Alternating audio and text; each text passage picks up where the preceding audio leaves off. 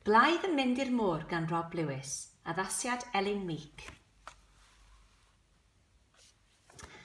Roedd Blaidd olaf Cymru yn byw yn reit hapus mewn tref, harbwr, fechan, mewn bwthyn, cysurus. Roedd Nain reit drws nesaf a'i chaffi, wrth gwrs, a'r ddau yn mwynhau yfed te a chael sgwrs. Ond weithiau, byddai'r Blaidd yn eistedd yn unig ar hen wal yr harbwr, yn ddiflas drybeilig. Beth sy'n bod arna ti, holodd Nain un noson. Rwyt ti'n hynod ben isel a llonydd dy gynffon. Wel, Nain, dy fod ti'n ffrind anwyl i mi, does gen i ddim ffrindiau sy'n fleiddiaid weli di. Meddai'r Blaidd, wrth i'w lygaid trist suddo i'r tonnau. Rhaid fod bleiddiaid draw mhell fyddai'n gwmni i mwynhau. Meddai Nain, does dim arian gen i dy helpu. Ble mae bleiddiaid yn byw? Ydy'r hael yn hwn gwenu? Ymhell bell yn y gogledd lle mae'r hael yn wanllid, y goedwig yn dywyll, a'r tywydd yn rhewllid. Ond sut a fi yno heb arian, dim syniad. Serch hynny, cael mynd yr holl ffordd yw fy mwriad. Wel, reit, meddai Nain, os wyt ti eisiau myntro, beth am guddio ar long cyn iddi hwylio? Ac wrth i'r ddau edrych yn dawel i'r môr, fe welson nhw long oedd ar fin bwrw angor. Lew nos, rhwyfodd Nain draw i'r llong uchel fawr, a'r Blaidd sleifiodd arni cyn toriad y wawr. Daeth o hyd i gyfddfan, ac heb wneud fawr ddim sŵn, dringodd i gist llawn ffrwythau a ffiniau bwyd cŵn. Mae digon o le ac mae digon i fwyta, meddyliodd y Blaidd. Fe gaf gysgu a gwledda. Daeth o hyd i hen sachau a gwnaeth le i gysgu, a cheodd y clawr mwyn cael cynhesu. Gyda'i dorch rhoi golau, roedd y Blaidd y reit glud, ond heb ond corin i'w boeni, roedd yn fodlon ei fyd. Fe gysgodd yn dawel i rwnan yr injan, nes deffro i weld yr holl duniau yn hedfan, a gorodd y clawr, roedd y môr yn dymhestlog, a theimlodd y Blaidd yn reit simsan eistimog. Rhag gwlychu, aeth ati i gau'r clawr yn sydyn, cyn suddo i'r gornel mewn ofn ac mewn dychryn. Y cynnwrf, fe gysgodd y Blaidd gyda'i hyn. Pan ddeffrodd eilwaith, roedd y môr nawr fel llyn. Agorodd y gist, a oedd yn tawel ar nofio. Ond, ble roedd y llong? Roedd e'n methu a choelio. Y gist ddrifftiodd draw tu'r gogledd yn smala, drwy'r tywydd dychrynllyd, stormydd cesair ac eira. A'r Blaidd oedd yn dioddef bod ganddo flew, ond roedd gwaith i ddod, wrth i'r gist daro rhew. Ar fynydd iâ unig roedd y Blaidd yn hiraethu, ond doedd dim byd i'w wneud ond gobeithio a chrynu. Ar sbec, fe ddaeth gwylan, heb obaith am sgwrs, gan mai siarad gwylaneg, a wna hi, wrth gwrs. Yna, un diwrnod, Dyma'r iân dechrau chwyrnu, gan ysgwyd dan ei draed cyn cracio a chwalu. Erbyn hyn, roedd y Blaidd mewn rhyw fai creigiog bach. Ond ble yn y byd? Roedd mewn tipyn o strach.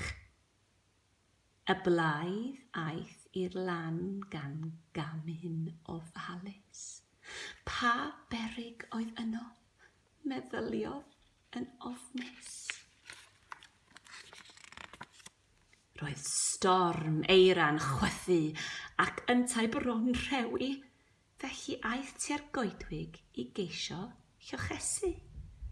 Yn nyfnder y goedwig, fe neidiodd mewn dychryn o weld 4 par disglair o lygaid mawr melyn. Beth oedd yno? Ond bleiddiaid! Wel, dyna ryfeddod.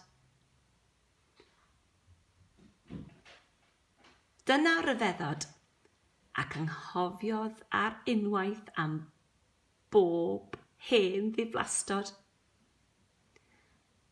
Croeso i'r ffindir, meddai'r 4 dan chwerthin.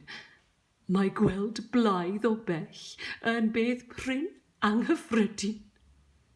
Ac ar ras aeth y 5 i ganol y goedwig i'w ffai gyfrinachol mewn man bach cuddiedig. Gofynnon nhw iddo sôn am bopeth a welodd wrth deithio mor bell, ac am bethau a'i synodd. Roedd ateb y Blaidd yn ddiflas, ond siŵr. Ni welais fawr ddim heblaw eira a dŵr, fe ddes dros y môr, ac nid dros y tir, ac roedd hi'n daith anodd os dwedai i'r gwir. Ac yna eisteddodd wrth dan llwyth o dan, ac adrodd ei stori tan oriau man. Roedd hi'n edrych yn welw, a phawb wedi synnu, ond nawr, meddai'r bleiddiaid, mae'n bryd i fi ddathlu. Dyna barti a gawsant, un hynod o hir, ac anghofiodd Blaidd am ei gartref, mae'n wir. Ond toc, cododd hiraeth am Nain nôl yng Nghymru, a meddyliodd y dylai fod wedi. Ond toc, cododd hiraeth am Nain nôl yng Nghymru, a meddyliodd y dylai fod gyda hi'n gwmni. Roedd y bleiddiaid yn hwyl, ond roedd rhaid y madael. Roedd y wir yn cysau'r holl dywyllwch a'r oerfel. Meddai'r Blaidd, rhaid mynd adre i Gymru cyn hir. Rwy'n gweld eisiau fy ffrindiau, a dwedid y gwir. Dros fôr, meddai'r bleiddiaid, y daith oedd yn hunllef, byddai'n well i ti fynd ar y tren tuag adref. Wedi cael hyd i dren, dyma'r Blaidd yn ffarwelio a'r bleiddiaid caredig a'i cwmni a'i croeso. Pob lwc, medden nhw, wrth ei roi ar y tren, eisteddodd y Blaidd, codi llaw, a rhoi gwen. Fe deithio drwy Rwsia, y sgwâr coch a gwlad Pwyl, ond yna, daeth blinder i darfu ar ei hwyl.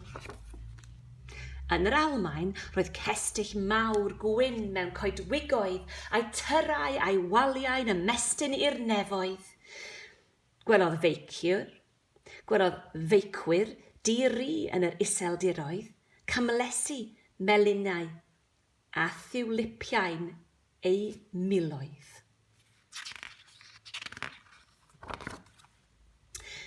Cafodd egwyl ym Mharis a gweld yn y pellter yr enwog dŵr Eiffel, neu o leiaf ei hanner. Ymlaen a'r Blaidd wedyn, drwy dwnnel y sianel i Gymru, ei gartref, draw mhell ar y gorwel. Roedd Nain yn ei ddisgwyl a chafodd gwtsh fawr. Blaidd bach, meddai hi, rwy ti gartref y nawr. Bydd hi'n anodd i ti heb fleiddiaid yng nghwmni, ond cei anfon gair atynt os wyt ti'n mynnu. Roedd y Blaidd wedi gweld eisiau Nain ei ffrind gorau. Roedd ffrindiau fel hi'n werth llond lle o drysorau.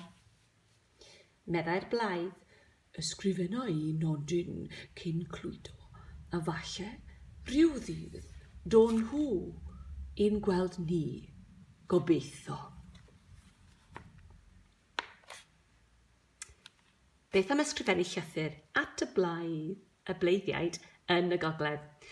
Dwed wrthyn nhw am y man lle rwy ti'n byw, neu am rywle buest ti ar dy wyliau.